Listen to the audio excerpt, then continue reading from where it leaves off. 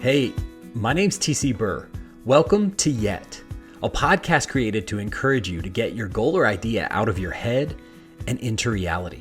On this podcast, you'll hear stories, encouragements, tips, and ideas to help you write your book, start your business, launch your podcast, or whatever it is you hope to accomplish.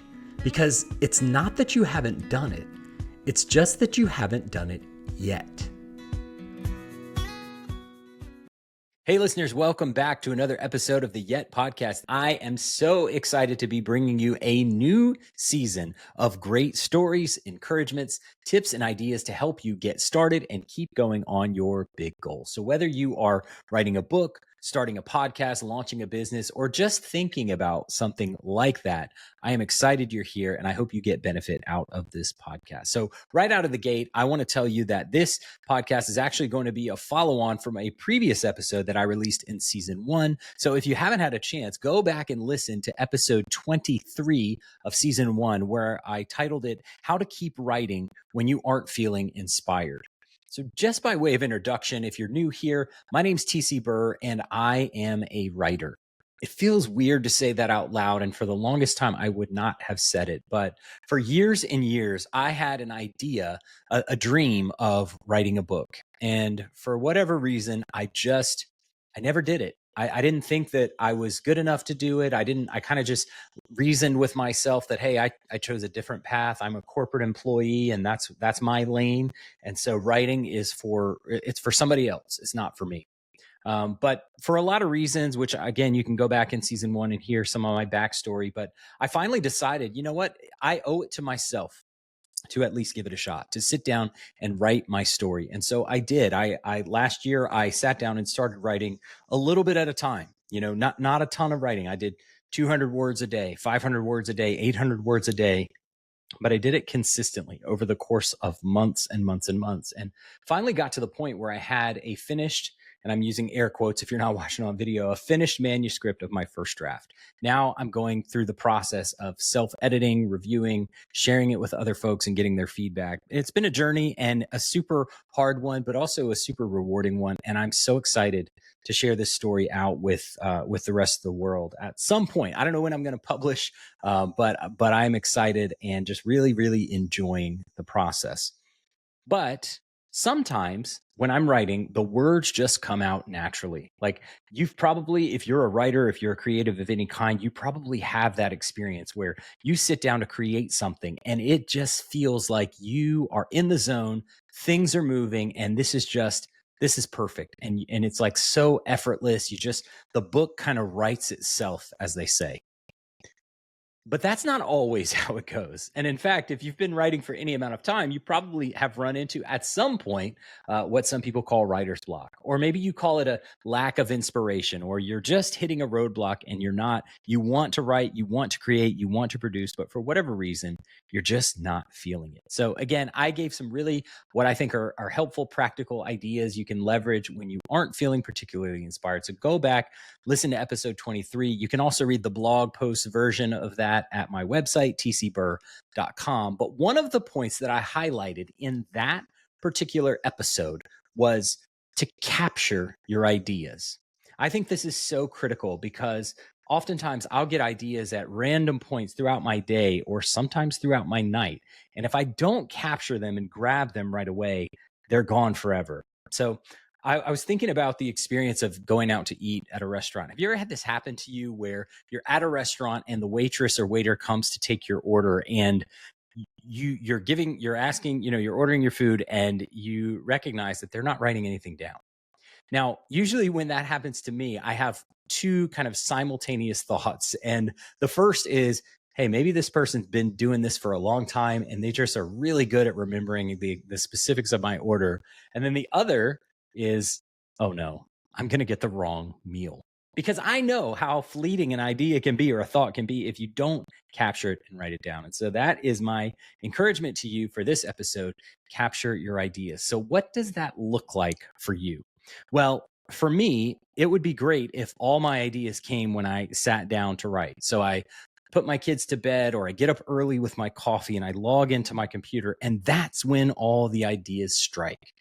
But that hasn't been my experience, right? And I'm sure it probably hasn't been yours either. Ideas happen for me at random times. I'll be walking the dog or driving down the interstate or in the shower, right? All these ideas will come to me at unscheduled, unscripted times throughout my life and throughout my day. Writer, author, speaker John Acuff. If you don't know John, you should check him out. He's an amazing encourager. He's best-selling books. I mean, he's a keynote speaker, really awesome guy and a super encouragement to me. Go check him out. But he says that he doesn't believe in the idea of writer's block. He believes in what he calls idea bankruptcy. And so I've been influenced some by John to write down and capture all my ideas. I wonder, and maybe you've wondered this too, how many ideas do you get and then subsequently lose forever because you didn't write them down? So, my encouragement today, again, is to capture your ideas, all of them. Even the seemingly random, seemingly insignificant ones, write them down, capture those ideas, grab them, because you never know what they could turn into. So, if you've got an idea for a character or a scene in a book or even a dialogue, grab a hold of that thing and capture it so that you have it to pull from later. Because at times when you sit down to write, if you're not feeling particularly inspired, you can go back to those ideas and it can jog your memory. It can give you a jolt of adrenaline or inspiration to keep going. The other thing that's really important, I think, is to have multiple collection systems. Because again, I mentioned that these ideas are going to come to you, if you're like me, at random points throughout your day. So maybe you've got a little pocket field notes notebook that you write things down as you're out and about. Or one of the things that I love to use, I have a paper calendar planner that I keep with me pretty much anytime I'm at work or at my desk doing anything. And this is kind of my notes for the day, and I will write ideas down there. Maybe if you're a technology person, that sounds weird to say, but if you're more tech oriented, maybe you are just using your phone. Most people use their phones for pretty much everything these days. So maybe you're just tapping out something in the Notes app on your phone. Maybe you've got a voice recorder. I love using that just to talk out the idea that I have. But the point is, you've got all these different inputs, all these different ways to collect your ideas, because it's not always going to be practical to use one or the other. So use what works for you. Again, it's your thing. You make the rules, but I prefer to have multiple collection systems so that no matter where I am, no matter what's going on, I'm able to grab a hold of that idea so that I don't lose it.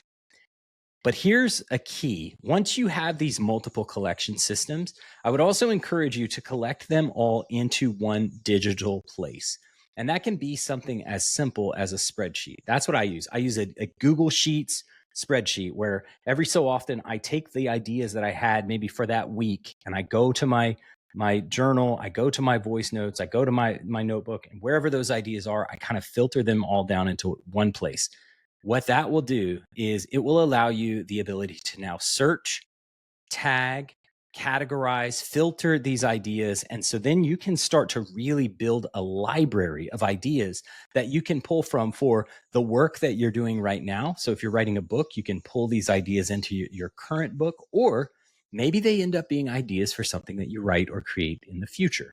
But if you don't capture them, then you're going to lose them. And if you don't put them all into one digital place, it's going to be really hard for you to find those ideas, search and sort for them. Because if you're like me, you're going to think, man, I had this great idea the other day, but now I can't remember it. Let me go to my voice notes app. Oh, well, who knows? I don't know what that is. I don't know. Maybe it's not there. Maybe I captured it somewhere else. So filter everything down into that one collection system, I think can be super helpful. By the way, this concept of capturing your ideas is great if you're writing a book, but it's not just limited to books. I do this also for podcast ideas. I do it for social media posts. I do it for literally the sky's the limit. Anytime if you're a creator, and these days, if you're an author, if you're a podcaster, if you're a business owner, you're going to be creating content, whether it's for a website, for social media, for in-person marketing, what have you. All of that is fair game for capturing when it comes to these ideas. And then that's where the tagging can come into play. So you may have a master list on your spreadsheet of all the ideas that you generated, and maybe you bucket each one of them. This would be a great one for a blog post. This would be a great one for the book, etc. It's just an awesome way to kind of help you stay organized, help you grab a hold of those ideas again, because When you're writing, when you're creating, not feeling inspired is a pretty common thing that happens to many of us. But you don't want to waste that time. So if you've got a power hour set aside, or you've got a writing block set aside to write, you don't want to just sit there and look at a blinking cursor or a blank page. And so having these ideas captured, written down, and available for you to search through and find and create can really be helpful. So this is a quick one today. I hope you enjoyed it. Listen, if you like the show, I would encourage you to rate and review it. Your reviews mean so much to me, and they help other people get more information about this show. So they help connect to these great stories, encouragements, tips, and ideas. And so I would love it. From the bottom of my heart. It would mean so much to me if you would rate and review the show, and share it with a friend. If you got something out of it, I would hope that you will share it with someone else. Hey, thanks so much for listening to today's episode. If you would do me a huge favor, if you got value out of this podcast, which I'm assuming maybe you did since you're still here, would you scroll down to the bottom of your podcast app and rate and review the show? And maybe share it with someone on social media or with a friend, just in a conversation. It would mean so much to get this message out to more people, and I think it would be amazing if you would share it. So that would be, as a personal favor to me, I'd really love it. Also, if you want to know more about me and what I'm working on, you can visit my website. It's tcburr.com. I hope you'll check it out. You can contact me there. Thanks again, and I really appreciate it. I'll talk to you soon.